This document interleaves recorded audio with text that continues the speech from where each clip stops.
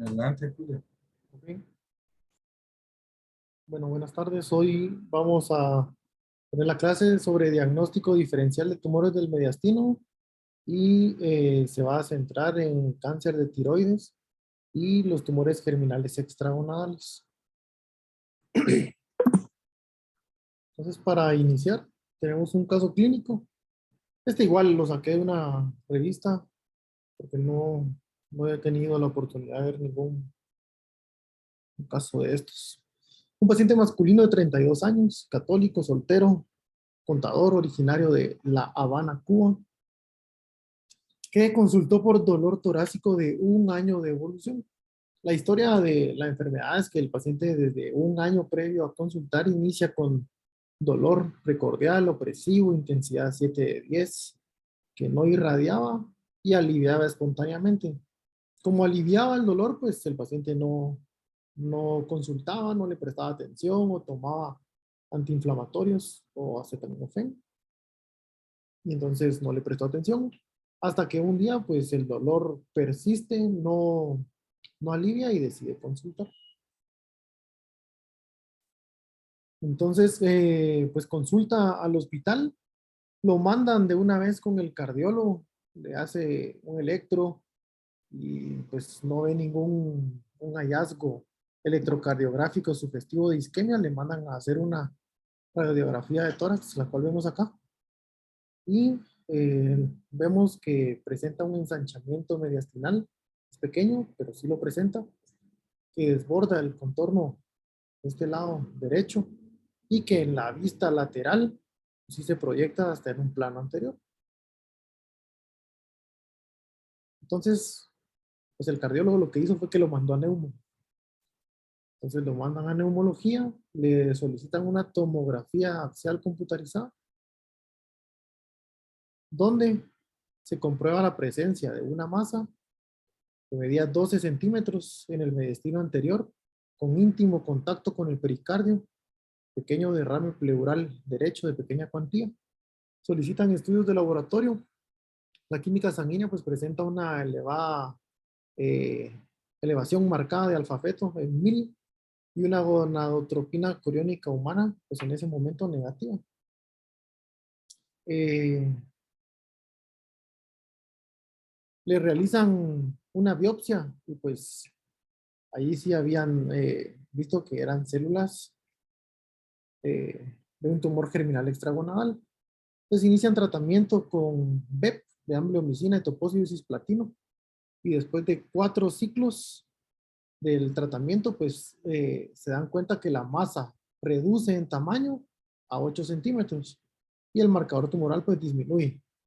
Entonces luego ellos deciden iniciar una segunda línea de quimioterapia con BIP, carboplatino, topóxido y fosfamida. No logran una mayor reducción de esta lesión y, y persistía la tendencia de los marcadores tumorales. Debido a eso, pues deciden llevarlo a cirugía de rescate.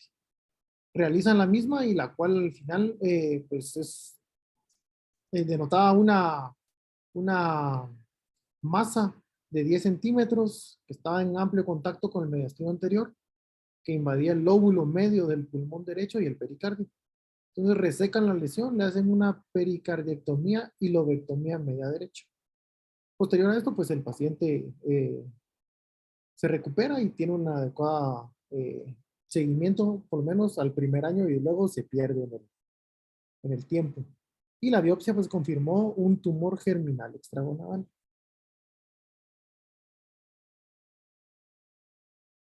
Entonces, solo para recordar, como ya habíamos hablado en la clase previa, sobre la anatomía del mediastino, pues que es una zona anatómica del tórax que se puede considerar que es una zona virtual y que tiene varias delimitaciones.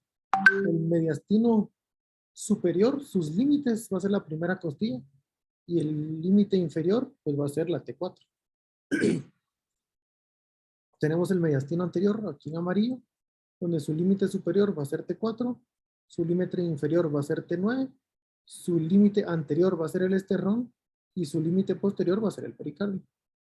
El mediastino medio, que lo vemos aquí en naranja, el límite superior va a ser T4, el inferior igual T9, el anterior pues va a ser el pericardio, y el posterior, pues la parte posterior del pericardio. Y el mediastino posterior, que lo vemos aquí en verde, su límite superior, igual que los anteriores, va a ser T4, el inferior si llega hasta T12, el posterior, perdón, el límite posterior es la columna y el anterior pues es la parte posterior del pericardio.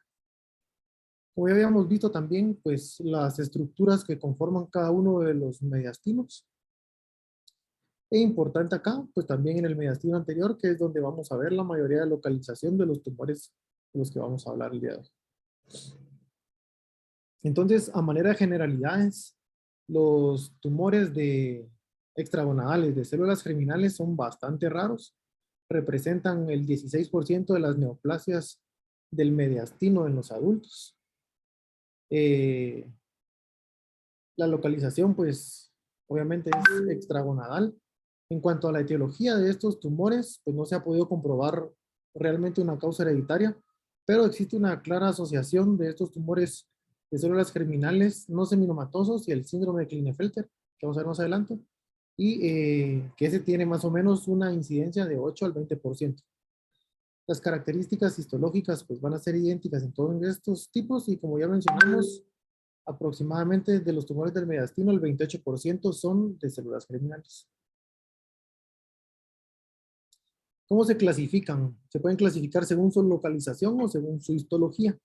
Pues como ya vimos, su localización pues en el mediastino puede ser en el retroperitoneo y en lugares un poco menos comunes, síndrome el sistema nervioso central, la región sacrococcígea, vejiga, próstata, vulva, placenta y riñón, que es mucho menos del 5%. La histología pues se divide en estos que tenemos acá: seminoma clásico, no seminoma, teratoma maduro, inmaduro, carcinoma embrionario, el saco vitelino y corocarcinoma, o uno mixto. En hombres, el seminoma, el teratoma, el tumor del saco vitelino y el tumor mixto van a ser igual de prevalentes. Y en las mujeres, el teratoma es el subtipo más común, que es hasta en el 90% de los casos. El no seminoma es el subtipo más común, que representa el 70 al 80% de todos los tumores de las células germinativas, especialmente pues, del mediastino. Y comprende, como ya mencionamos anteriormente, pues los teratomas maduros. Y el seminoma puro es el menos frecuente, que es del 20 al 30% de todos los tumores de las células germinales. Igual del mediastino.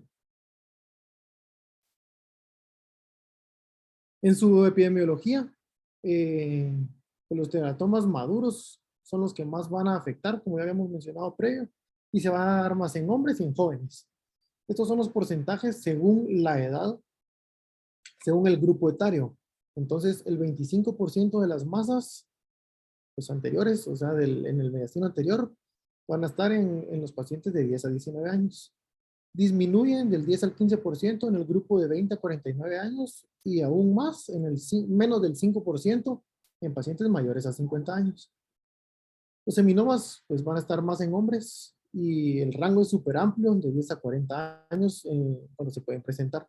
Y los no seminomas malignos, igual, en hombres de 20 a 40 años. En la epidemiología, pues dentro de la incidencia de estos casos, es 1.2 casos por millón en hombres. Y normalmente es en hombres de raza blanca. En hombres de raza negra, pues es mucho menos, 1.5 casos por millón. Y cuando ya en mujeres es 0.1 casos por millón en las mujeres de raza blanca.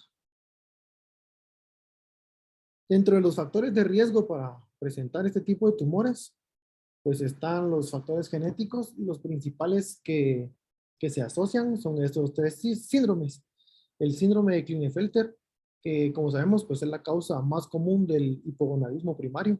Va a resultar de cromosomas X supernumerarios, pues en un varón que es XY, y aproximadamente el 80 al 90% de los hombres con Klinefelter son XXY.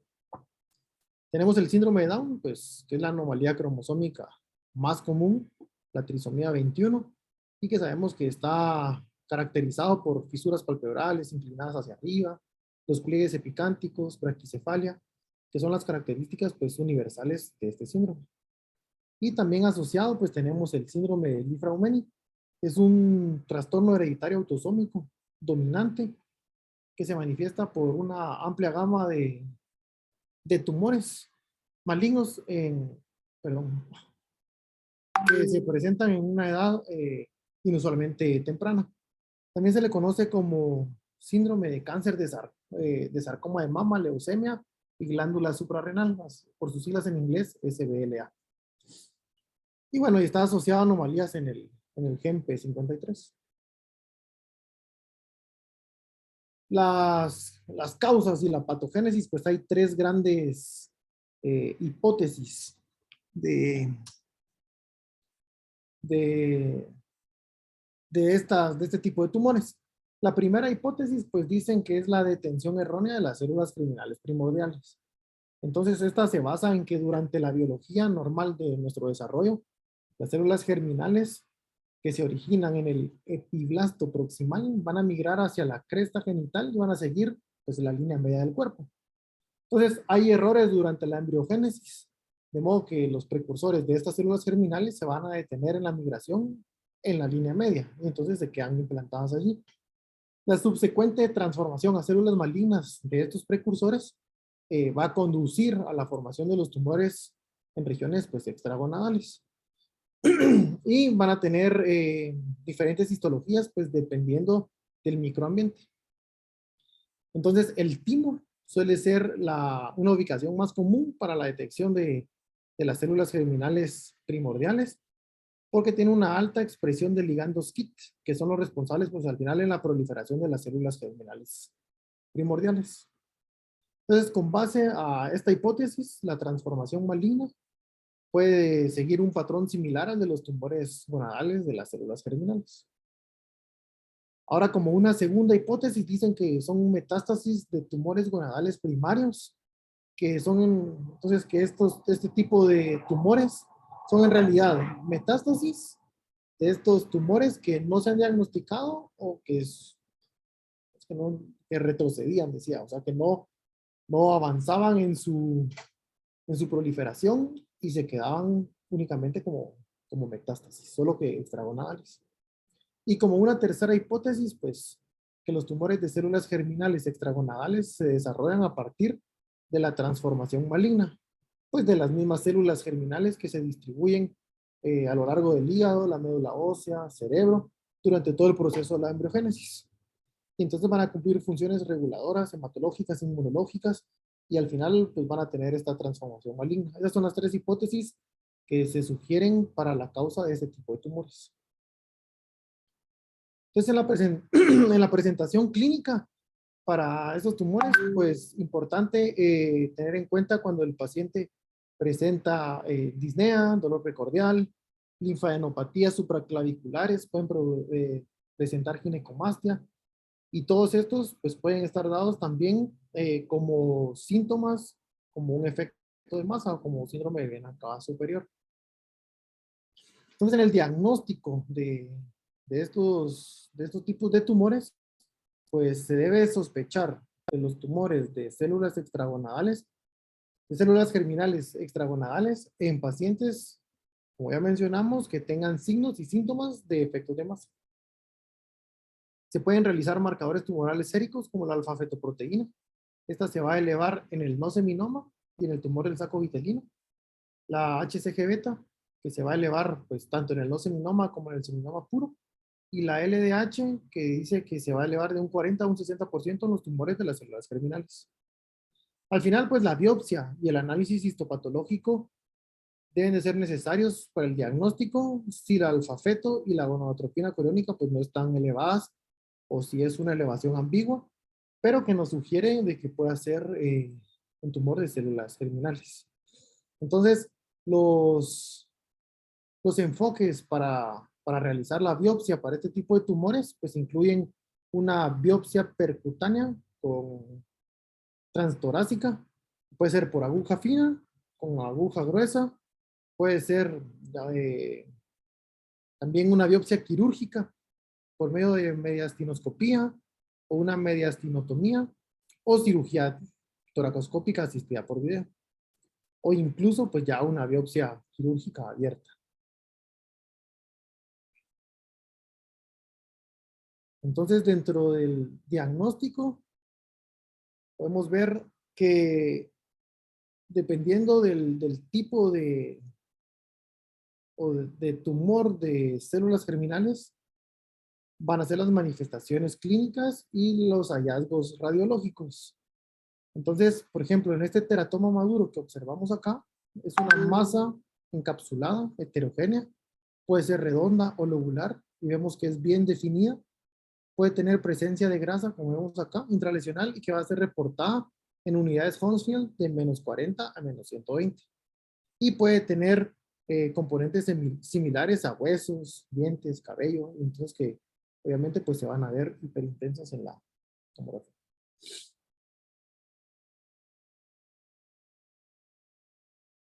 Cuando tenemos estas imágenes que son pues mucho más grandes, masas heterogéneas, bien delimitadas, que tienen un realce periférico, pueden invadir estructuras adyacentes, lo que podemos sospechar más es en un tumor de células germinales del tipo de no seminoma, que también puede abarcar ganglios linfáticos, puede presentar metástasis pleurales, pericárdicas o incluso metástasis a distancia.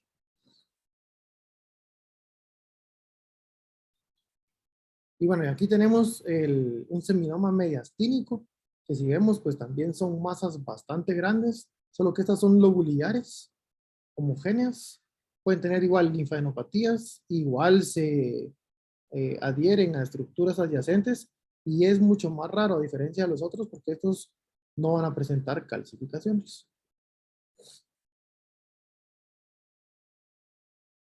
Entonces, como resumen de esto, pues para el diagnóstico, lo que debemos sospechar siempre es pues en el examen físico cuando se palpe una masa en el cuello que tenga cambios que vamos a ver más adelante, que se asocian mucho también a los síntomas que pueden presentar los pacientes con cáncer de tiroides, que presenten todos disfonía, disfagia, o pueden incluso comprimir hacia el cuello anterior y donde están las cuerdas vocales y mostrar ronquera, pues el examen físico es bastante importante, así como posteriormente realizar ultrasonido y tomografía y ya después la biopsia confirmatoria para el diagnóstico.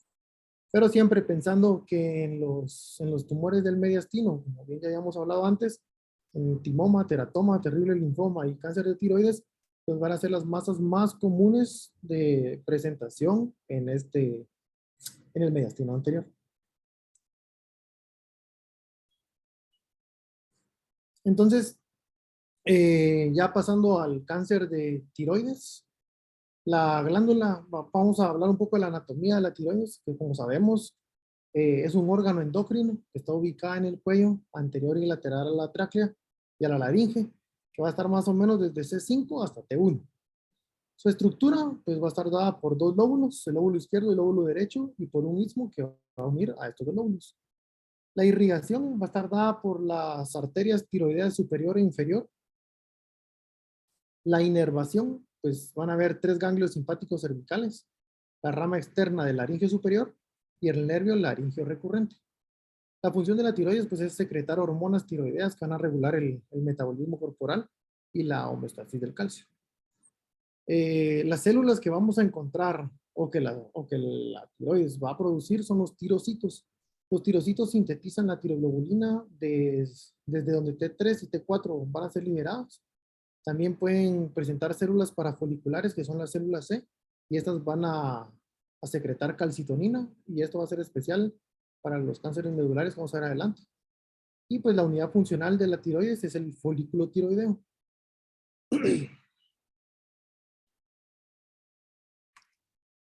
Bueno, entonces para el diagnóstico, lo principal y que debemos de sospechar después de que hacemos el examen físico y podemos palpar una masa, es que pudiese ser un nódulo tiroideo.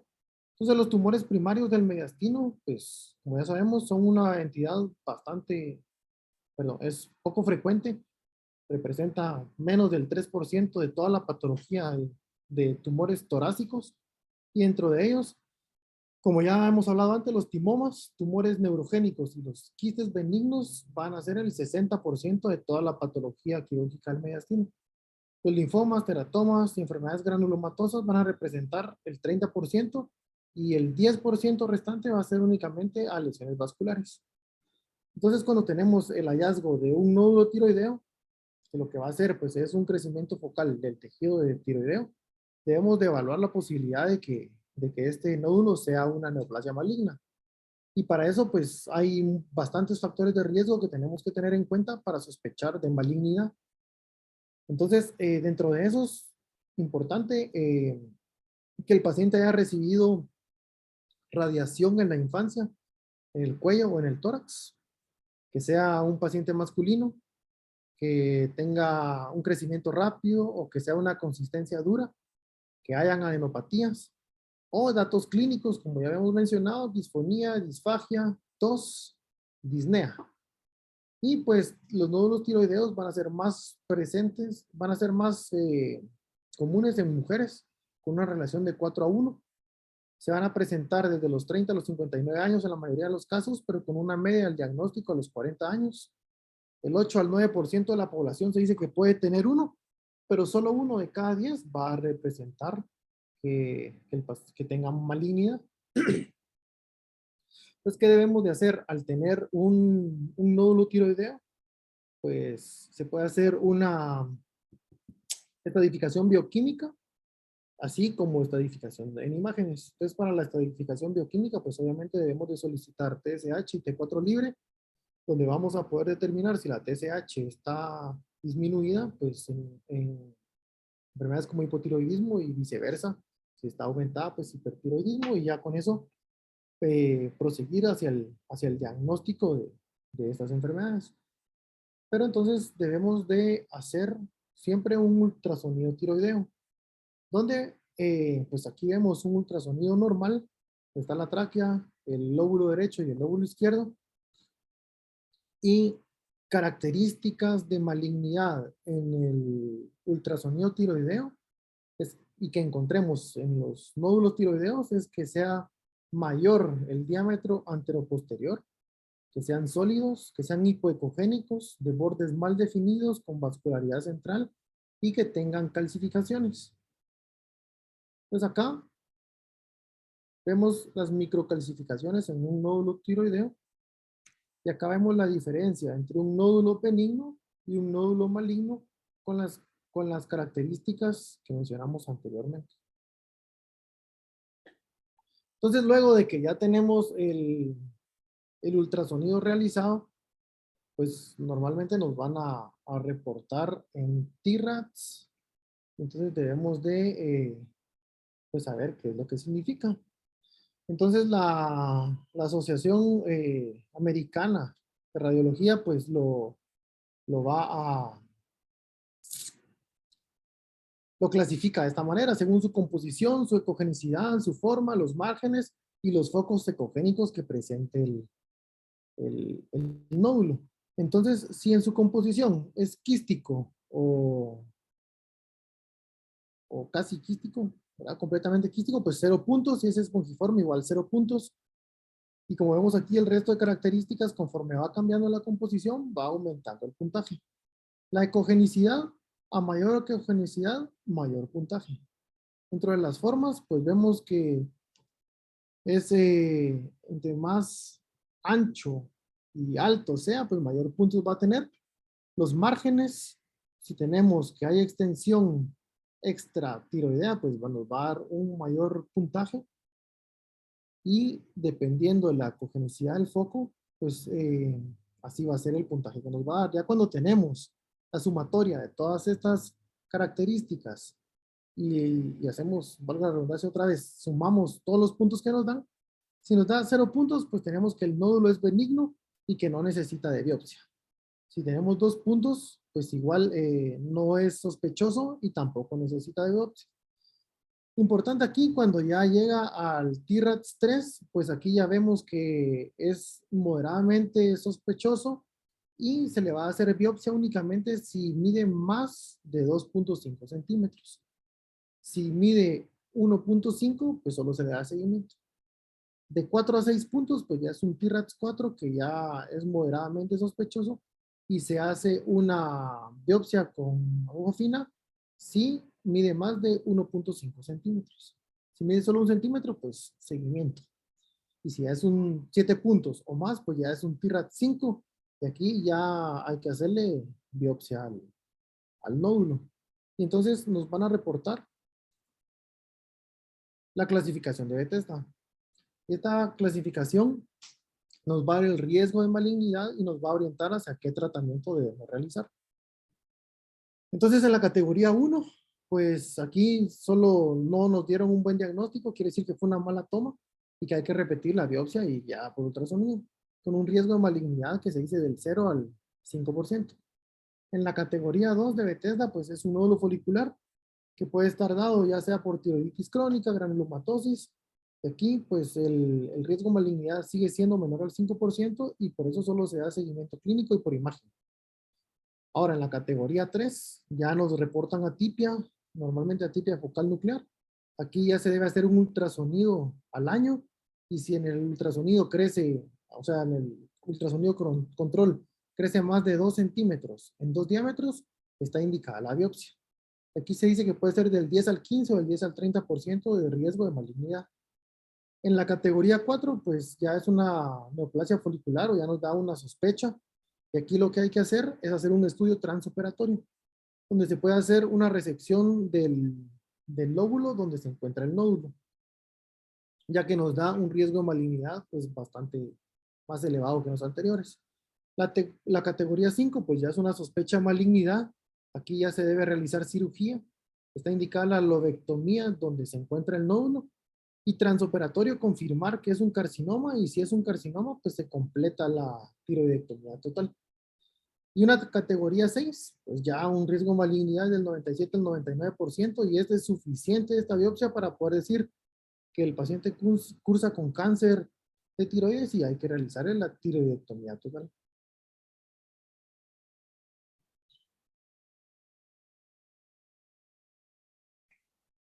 Entonces, el cáncer de tiroides, pues es el tumor endocrino maligno más frecuente.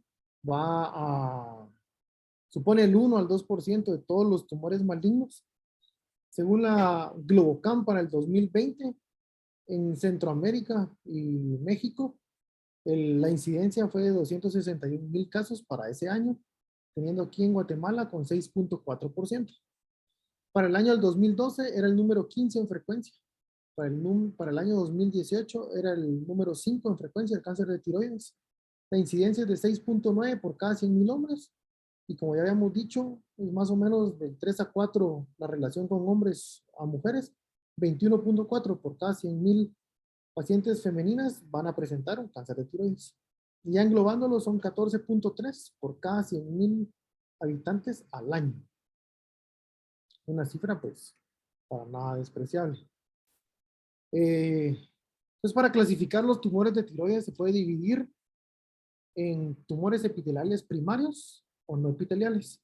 Entonces dentro de los tumores epiteliales primarios tenemos los de células foliculares, que estos se van a dividir en benignos, que va a ser el adenoma folicular, y en malignos, que van a ser los diferenciados, el papilar, que va a representar un 84%, el folicular, que se dice que puede ser del 2 o incluso del 5 al 8%, y los poco diferenciados que van a representar el 6%. Y entonces los tumores epiteliales primarios de células foliculares malignos van a ser los indiferenciados o el anaplásico, que va a representar al 1% de los cánceres de tiroides. Y los tumores no epiteliales, dentro de los epiteliales primarios también tenemos los de célula C, que van a ser los carcinomas medulares, que van alrededor del 4 al 10%, y los de células foliculares y células C van a ser medulares foliculares mixtos. Y entonces los tumores no epiteliales vamos a encontrar linfomas y sarcomas y entre otros. Entonces, dentro de las generalidades de estos que son los principales tipos de cáncer de tiroides, el papilar, folicular, medular y anaplásico, pues en el cáncer papilar el 80% de los cánceres de tiroides van a ser papilares y van a estar caracterizados pues por su arquitectura papilar y características nucleares típicas. Y estas son eh, palidez de la cromatina, agrandamiento del núcleo, va a tener surcos y pseudoinclusiones.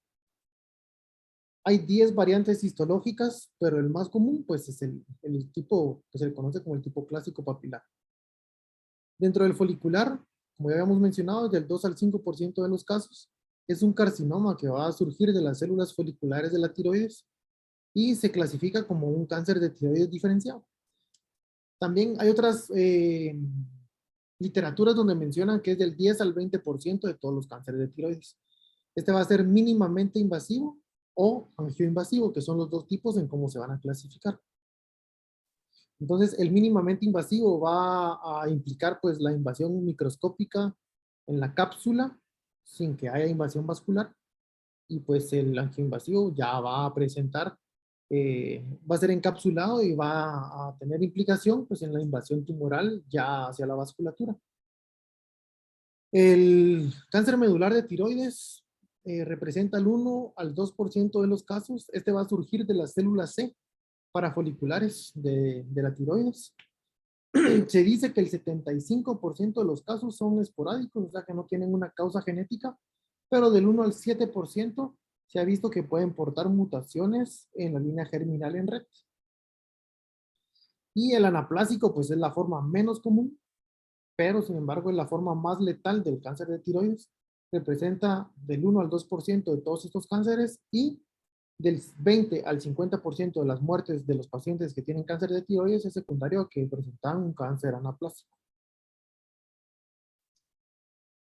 Dentro de la epidemiología del cáncer de tiroides, pues el cáncer papilar va a ser más común, como en la mayoría de estos tipos, en mujeres con relación de 2 a 1.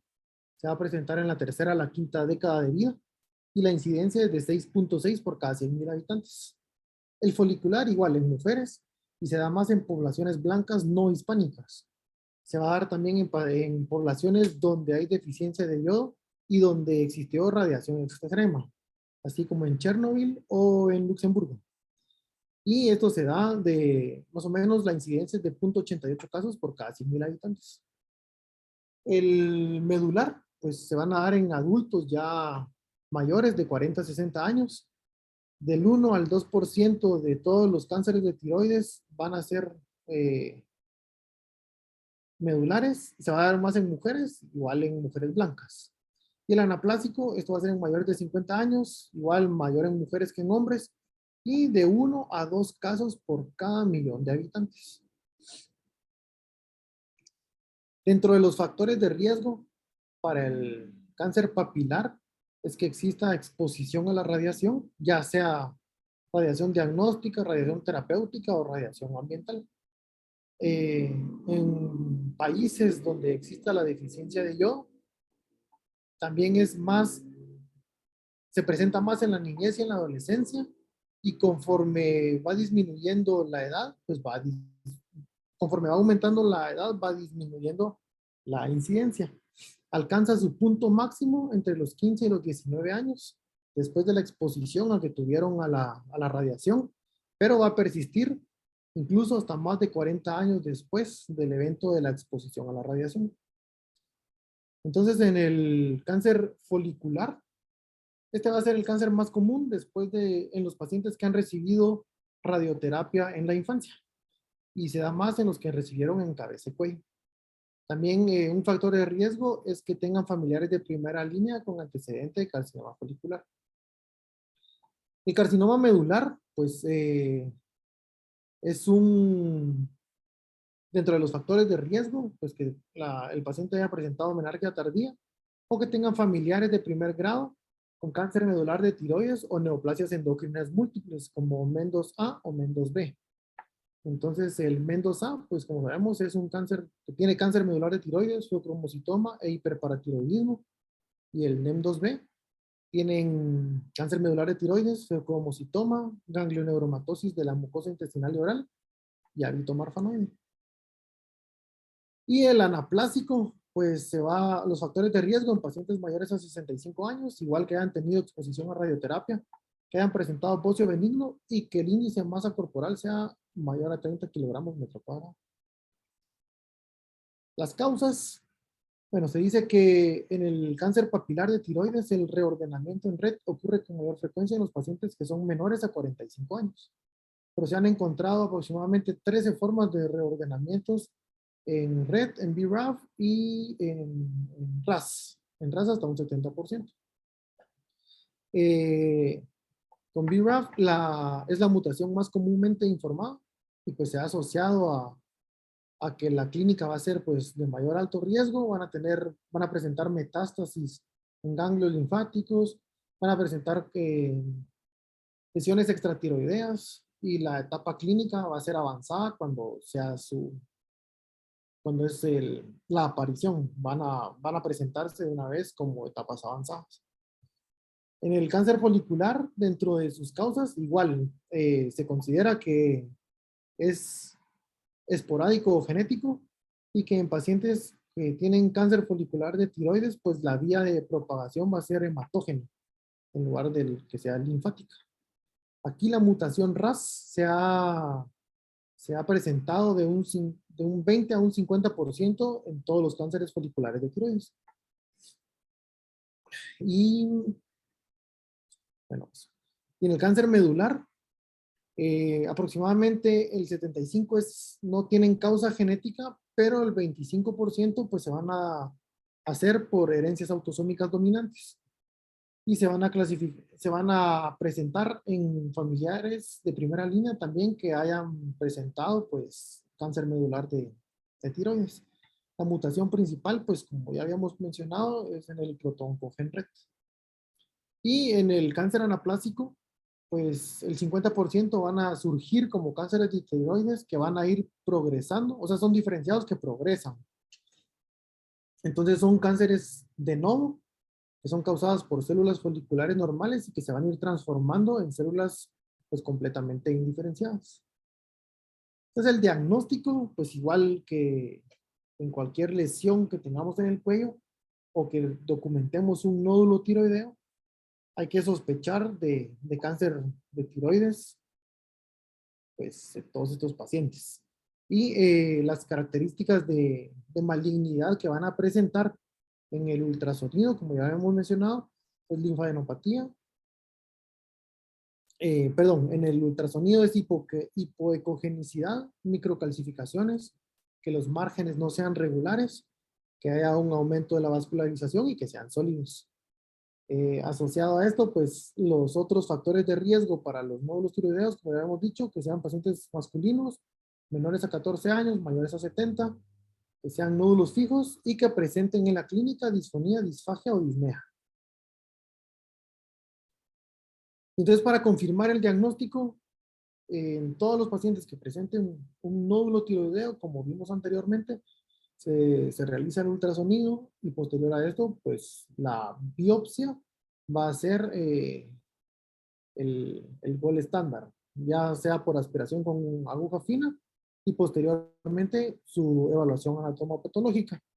Entonces, las muestras de las biopsias de tiroides se van a diagnosticar con cáncer y como, por ejemplo, el cáncer papilar, que es el 85% de los casos, que es el más común, se van a presentar con estructuras papilares, cuerpos de psamoma, surcos nucleares y también van a haber pseudoinclusiones nucleares. Entonces tenemos un poquito encontrar imágenes o casos sugestivos de cánceres papilares, a pesar de que son los más comunes. Pero, por ejemplo, acá es una paciente de 67 años de edad. Este es un caso que se presentó en la India con una masa en cuello que fue aumentando de volumen, de crecimiento lento, de 2 años de evolución. La paciente no había presentado, no había consultado ya que no manifestaba ningún dolor hasta que presentó la úlcera y esta úlcera empezó a sangrar. 2 semanas previas a consultar, decide ir al médico. No tuvo síntomas de compresión o síntomas de toxicidad. Y cuando llegó, pues a la exploración tenía una masa que medía 12 por 10 centímetros, ocupaba toda la parte inferior del cuello, se extendía hacia la parte superior del pecho. Y pues el aumento del volumen que tenía pues era nodular y había poco movimiento a la deglución de la masa, o sea, poco movimiento cuando la paciente deglutía. Tenía esta úlcera de 2 por 1 centímetros que sangraba pues solo al contacto. No tenía ganglios linfáticos cervicales palpables.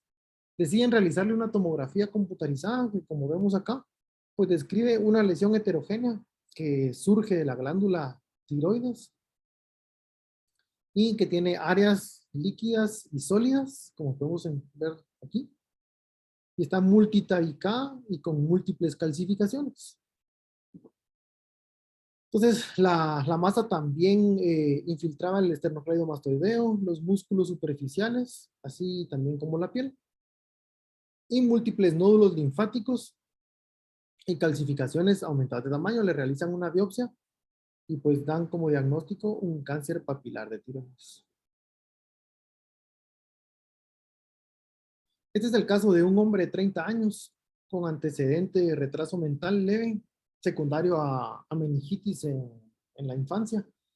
Es un caso que se presentó en el año 2000 porque había tenido lipotimia.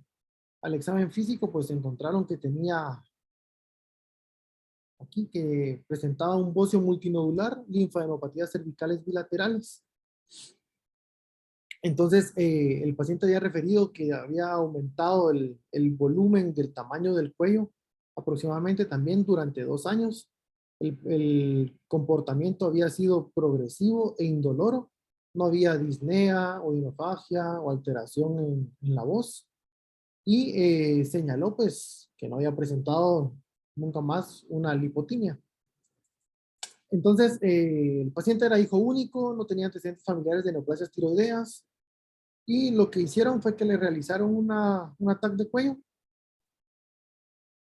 Como vemos acá, revela una masa que es pues, de gran tamaño, que compromete la glándula tiroidea en el pues, de predominio derecho, ligeramente calcificada en su interior y que se extiende hacia todo el mediastino anterior y superior, con múltiples adenopatías pues en las 2 cadenas laterales ganglionares, desplazando toda la tráquea hacia la izquierda.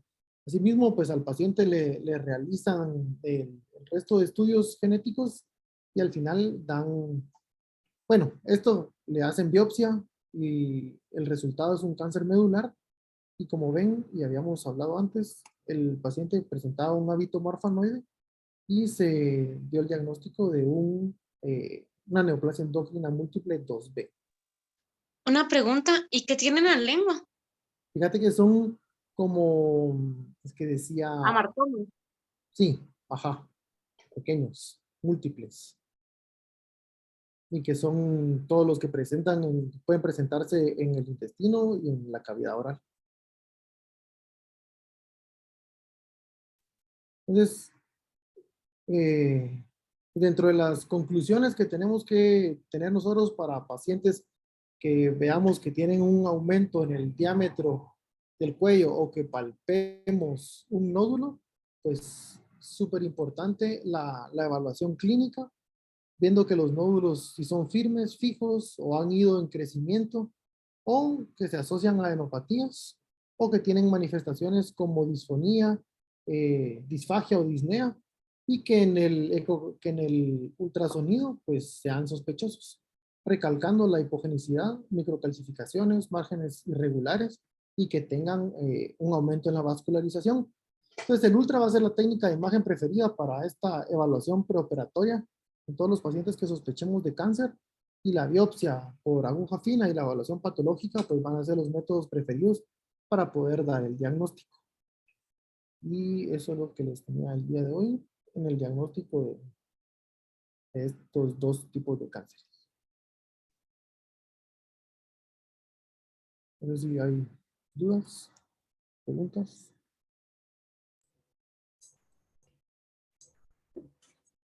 Comentario.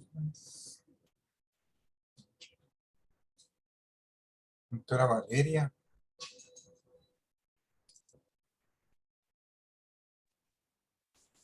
No, doctor.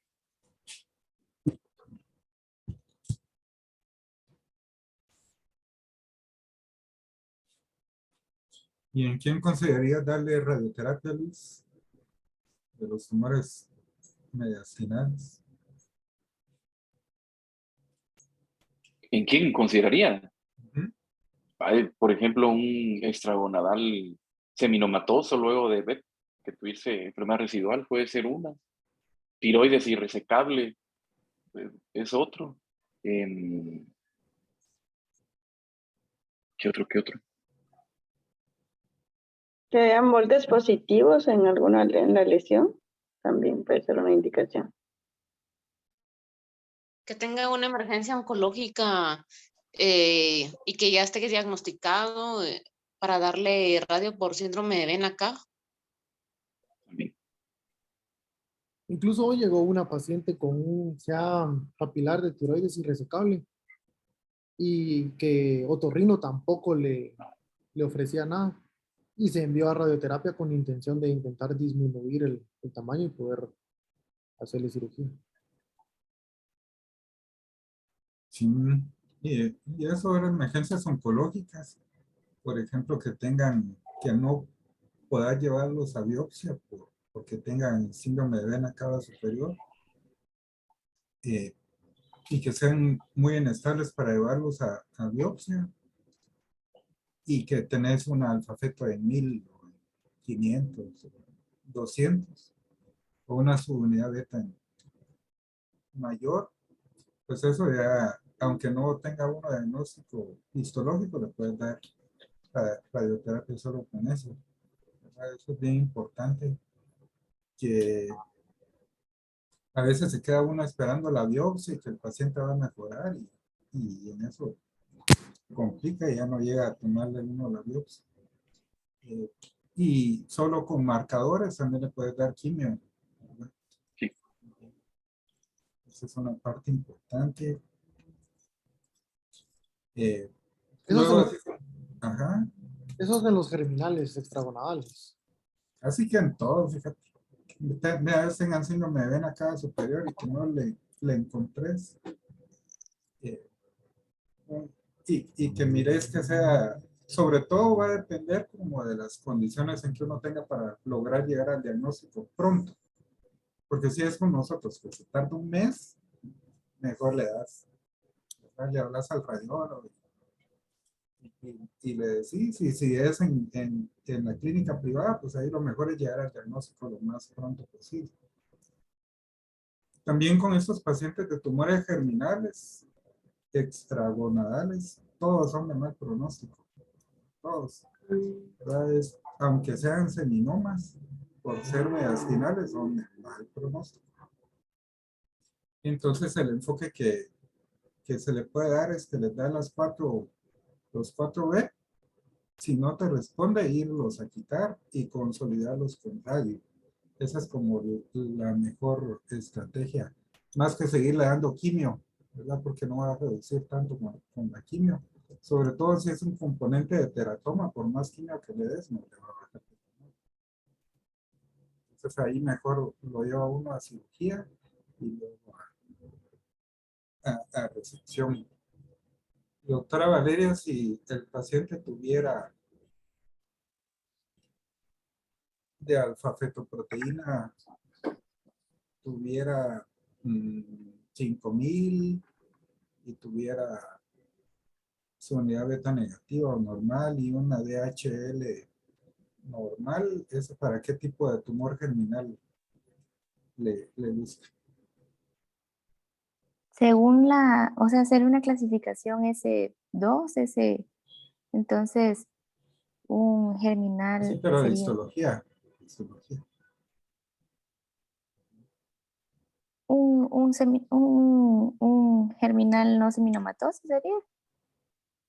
Sí, eso está bien, pero ¿de qué tipo? ¿Cuáles son los tumores germinales no seminomas? No recuerdo. Voy a buscar. Doctora Karen. Del saco vitelino. los teratomas, germinal. Son tumores y germinales, estamos hablando. Sí, vamos a ver, mixtos. Y vamos a ver, el saco. 90% de tumores. Este es saco vitelino, coriocarcinoma, teratoma y... Carcinoma embrionario. Y si lo que se le tiene elevado al alfafeto, ¿para qué te orienta a esos cuatro? A un embrionario. También un tumor embrionario. Y esos Y son del los saco tumores- vitelino también. el saco vitelino. Esos son los tumores peores, ¿verdad? Los que elevan la alfa-fetoproteína son los de peor pronóstico, aunque no la eleven tanto. Y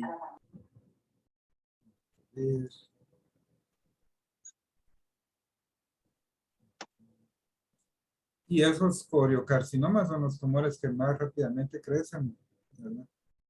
¿Y cuáles son los tumores germinales que más frecuentemente metastatizan al cerebro y por qué?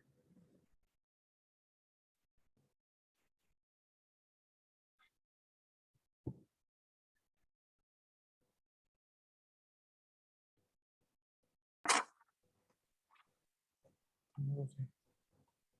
Dije que iba a contestar, doctora Valeria, como se puso. El coriocarcinoma es uno de los que tiene mayor frecuencia del sistema nervioso central. De hecho, como parte de su abordaje diagnóstico, está indicada una tomografía de tórax cuando es metastásico. Sí, así es, ese es el coriocarcinoma, siempre hay que buscarle. ¿Y ese qué marcador le elevaría, doctora Valeria? HCG beta.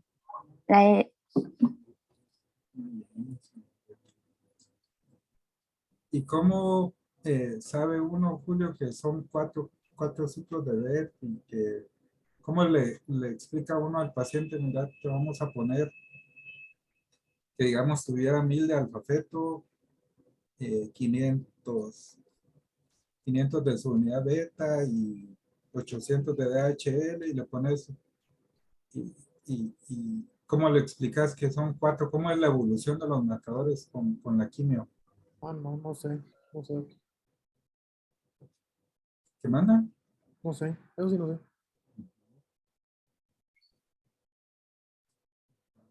Eh, ¿Con cuántos ciclos esperas que ya se vuelva negativo, Mario? Eh, No hay un valor exacto, ¿verdad? Por lo que se busca es la negatividad 21 días después de que se administra el último ciclo. ¿No? Lo que se espera es de que baje, pero aún así, por ejemplo, que discutíamos la vez pasada de la progresión logarítmica de la disminución, de lo que hablas de pronóstico. Por ejemplo, un paciente que tiene 100,000 de HCG beta cuando inició el tratamiento, por ejemplo, y que después que disminuye el 50% va a tener un mejor pronóstico, pues realmente que se vuelva negativo después del primer ciclo, pues son 21, o sea, 21 días después del último ciclo de quimioterapia, del cuarto, ¿verdad? Del esquema.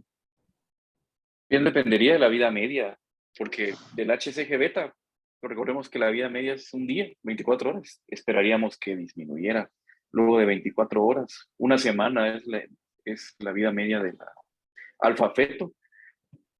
Y la cantidad de quimios es dependiendo del estadio y del riesgo medido por la tablita de riesgo de seminoma y no seminoma, de la extensión a peritoneo, a abdominal, torácica y de los niveles de marcadores tumorales. Sí, casi siempre con todos los tumores germinales, no sé cómo preguntárselos, no sé cómo formular la pregunta, pero uno espera que con dos tumores, con dos ciclos de quimio se vuelva casi negativo. Y esos otros dos ciclos que uno le da después son para consolidar la respuesta. O sea que uno al paciente le dice, mira, aunque después de 2 ciclos se quede negativo, todavía te tengo que dar 2 más. Y si para llegar a la negatividad son 4 ciclos, muchas veces hay que uno prefiere llegarle a 6 ciclos. O sea que sucede igual que con los coriocarcinomas. Principalmente uno debe esperar 2 ciclos, dar 2 ciclos después de que se vuelva negativo el marcador. Eso es importante. Y cómo se les hace el seguimiento a esos pacientes, doctora Chalín, que tengan un tumor seminoma o un no seminoma. ¿Cuál es la vigilancia de estos pacientes después de terminada la quimio? No lo que hacemos nosotros en el IX, porque no es lo correcto.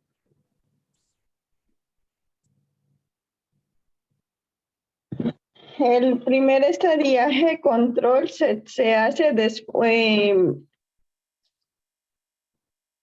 no recuerdo si son 6 semanas después, y después se deja en vigilancia con tomográfica cada 3 meses durante el primer año de finalizar el tratamiento y los marcadores tumorales.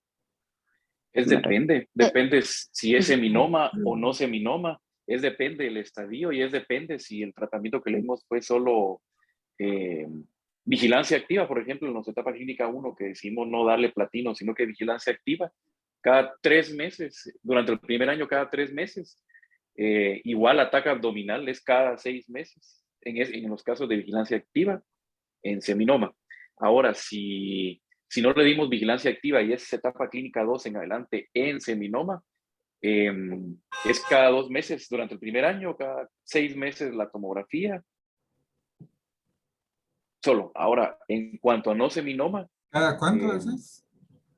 depende del estadio. Si son en estadio 2 en adelante, es historia clínica y marcadores durante el primer año es cada 2 o 3 meses.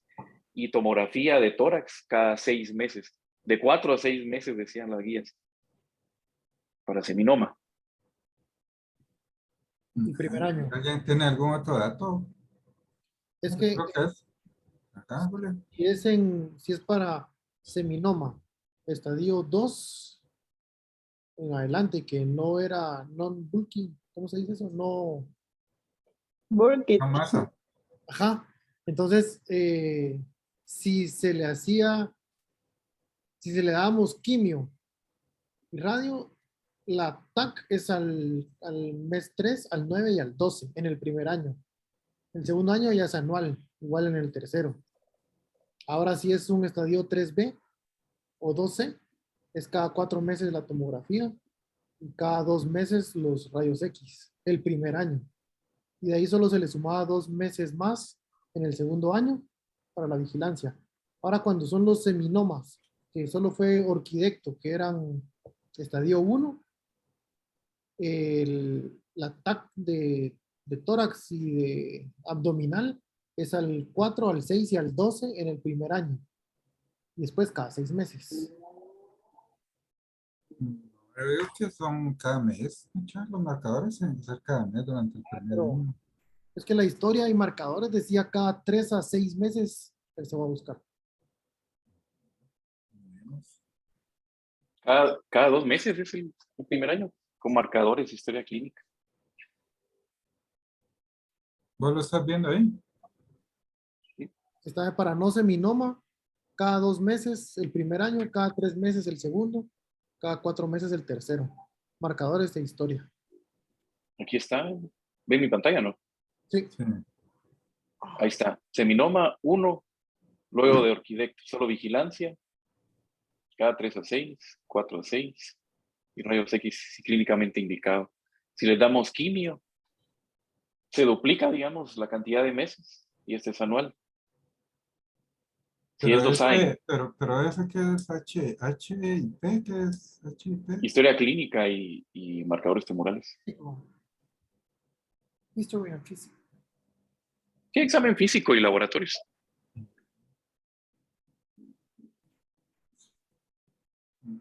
Ah, Y si ya son estadios más avanzados, cada 2 o 3, ¿sí no es?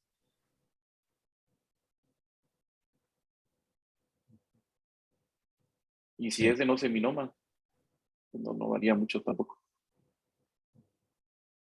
Entonces ese sería como el proceso que debes de darle, catar la urgencia, y casi todos esos pacientes llevan quimio, operación y radioterapia. Todos esos pacientes. Incluso en este grupo de pacientes es donde ha funcionado mejor el autotransplante. Autólogo de médula ósea, ¿verdad? Que terminan la quimio, los 4B, y luego se les dan esquemas de inducción de quimioterapia alta dosis, y luego se rescatan con la médula ósea autóloga del paciente. Y nódulos de tiroides, creo que todos hemos visto un montón como de medicina interna, ¿verdad? Que las pacientes sintiéndose y que se hacen un ultrasonido y que reportan un nódulo que es muy probablemente óseo. Pero aquí, según lo que presentaste, a todos hay que hacerle PAF. No, dependiendo si esa es la clasificación de TIRADS. Si es un TIRADS 3 y mide más de 2.5 centímetros, sí. O sea, si el TIRADS es mayor TIRADS y menor tamaño del nódulo, hay que biopsiarlo. Mayor de 2.5. 2.5 centímetros si es un TIRADS 3. Si es un TIRADS 4 es 1.5 centímetros. Ya un TIRADS 5 ya si mide 1 centímetro ya hay que biopsiar. Y evita cáncer. Es eso. Entonces ahí están sacando la esquela de cuñado de Pedro. Se los puedo matar. Era el que habló que era médico gine, ¿no? Que era. Muñoz Guevara, dice, que regresaba de sus labores como director médico de la democracia de Escuintla, acompañado de su esposa Londi López, quien resultó gravemente herido y se encuentra en el Hospital Nacional de Escuintla.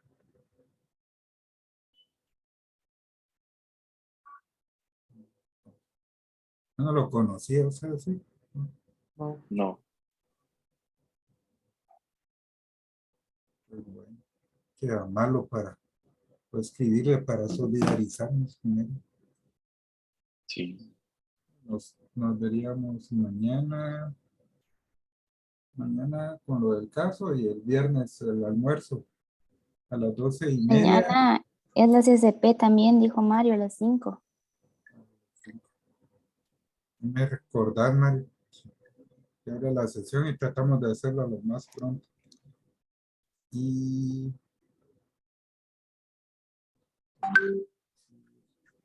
el viernes es en Tefratelli de Cayalá a la 1:30. ¿Qué, Luis? Vas a perder ahí. No, hoy sí no me voy a perder, ya se me quedó. Vamos mañana. 1:30 dijo el viernes, ¿verdad? ¿Sí? Ok. Bueno, pues, hasta luego. Feliz noche. De noche.